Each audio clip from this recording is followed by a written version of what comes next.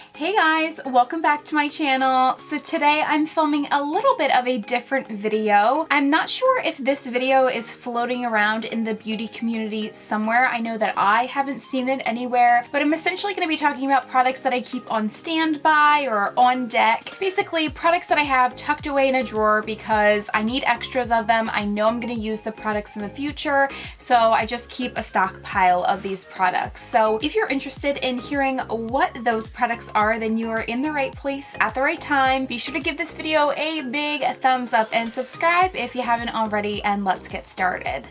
So I have a bunch of products that I pulled out of my drawer of stock, and I'm gonna just go ahead and get started. The first product that I have on standby is this. This is the Too Faced Peach Perfect Comfort Matte Foundation, and this is in the color Snow, which is the second lightest of the foundations. I love this foundation. This is by far my favorite foundation for longevity. It wears throughout the entire day, and that is exactly what I'm looking for in a foundation. I don't love the shade range of this particular foundation. This is very, very yellowy orange, and I wish it was a little bit more pinkish or neutral, but nonetheless, this foundation wears all day long, especially when you set it down with a loose finishing powder. I find that this is the best foundation that I've ever tried, and I've tried a lot of foundations looking for the perfect one. It does have a slight scent to it. Most Too Faced products do. It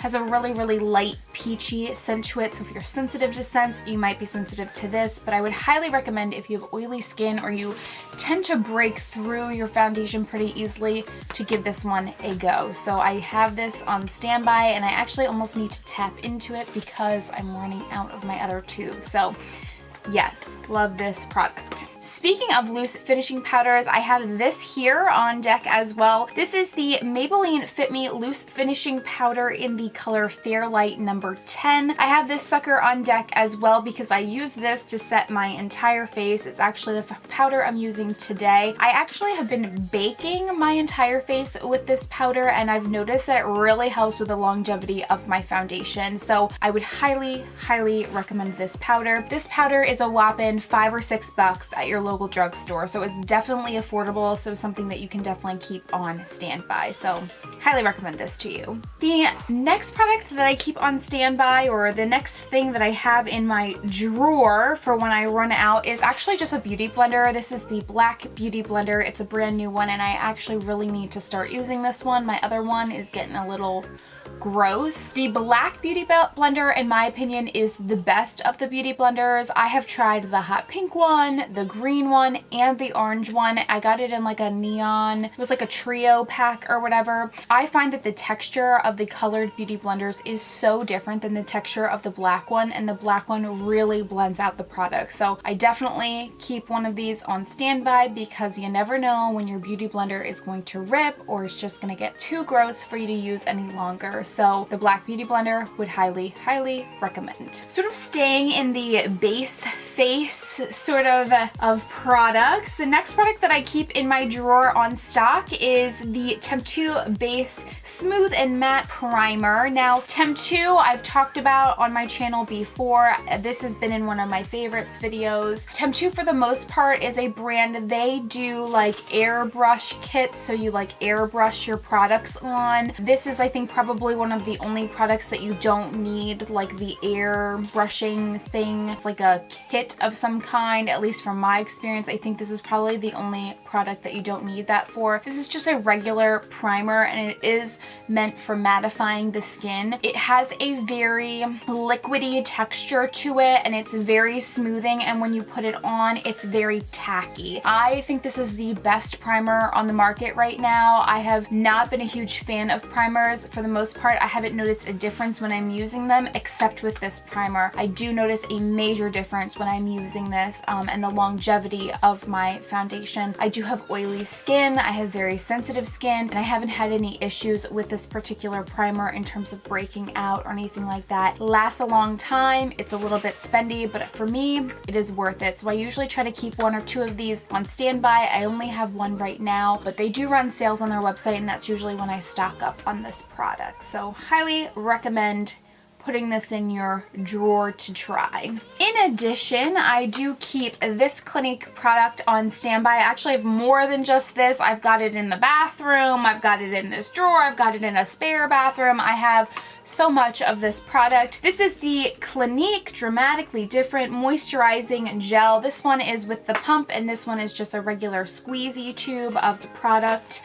I love this moisturizer. This is, in my opinion, hands down the best moisturizer on the market. It is so good if you have oily skin. It's a gel-based moisturizer. What does that mean? It means it doesn't have oil in it, which is really good if you're somebody who already has oily skin and you're producing a lot of oil throughout the day. I find that this moisturizer does not break me out. However, I've heard experiences from my friends that it did break them out, so just keep that in mind. Go to your local department store that has a Clinique. Ask if you can try a sample of this. That's the best way to sort of see if it works out for you. I have repurchased and repurchased and repurchased this product, and I will continue to repurchase it. I love this Clinique moisturizer.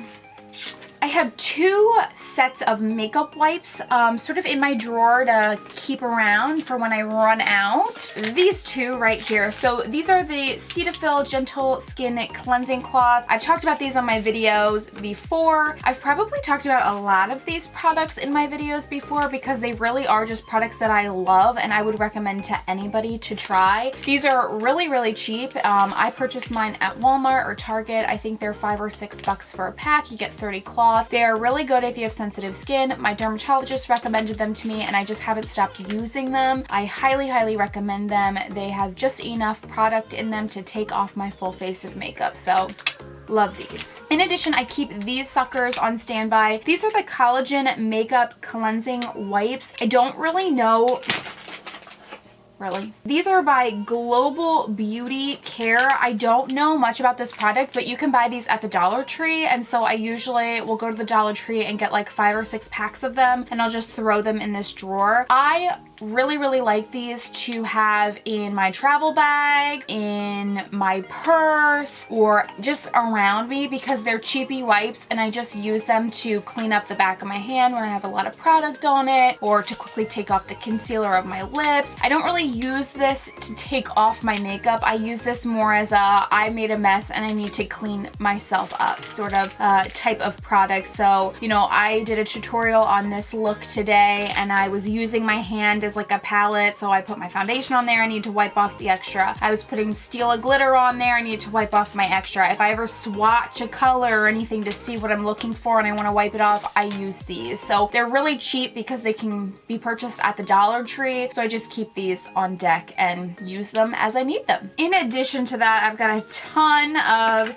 the Urban Decay All-Nighter Setting Spray. This is the only setting spray that I use, and I've been using it for a hot minute now. I love this setting spray, and I genuinely notice a difference when I use this setting spray versus when I do not use this setting spray. Sometimes I will go to work and I will realize driving like, oh crap, I didn't put on setting spray, and I know my makeup will not last nearly as long that day. So I definitely noticed this. It creates sort of like a seal on your makeup. It feels tight a little bit in the beginning when you first put it on, but then you don't even notice it afterwards. You do have to get used to using a setting spray. If it's not something you're used to, you sort of like are like, oh, am I gonna spray this in my eye? But then you get used to it. So I purchased a boatload of these. Ulta was having their 21 Days of Beauty and they were like 50% off, and I just bought as many as I was allowed to buy, and then had my girlfriend buy some and she bought as many as she was allowed to buy. So I just have this on standby and I'd highly recommend it to you. In addition to that, I have, of course, the Anastasia Beverly Hills Brow Wiz in Soft Brown on standby. I, for a while, had probably about 8 of these and I'm down to my final 2, so I need to rebuild up my my stockpile of them, but I go through probably one Brow Wiz, I would say, every month month and a half, because I genuinely use it every single day to do my eyebrows. It is really, really small, and so I can really precisely draw out my brows just the way I want them to be. It's such a good color match for me. It's just so easy to use. I haven't found a dupe, so if you know a dupe of the Anastasia Beverly Hills Brow Wiz in the color soft brown, please leave a comment down below and let me know so I can save some money, because these are a little over $20 a piece. But sometimes there are sales on these products, so that's usually when I stock up. Highly recommend this product. I use it in every single video, and of course I keep quite a bit in the stockpile.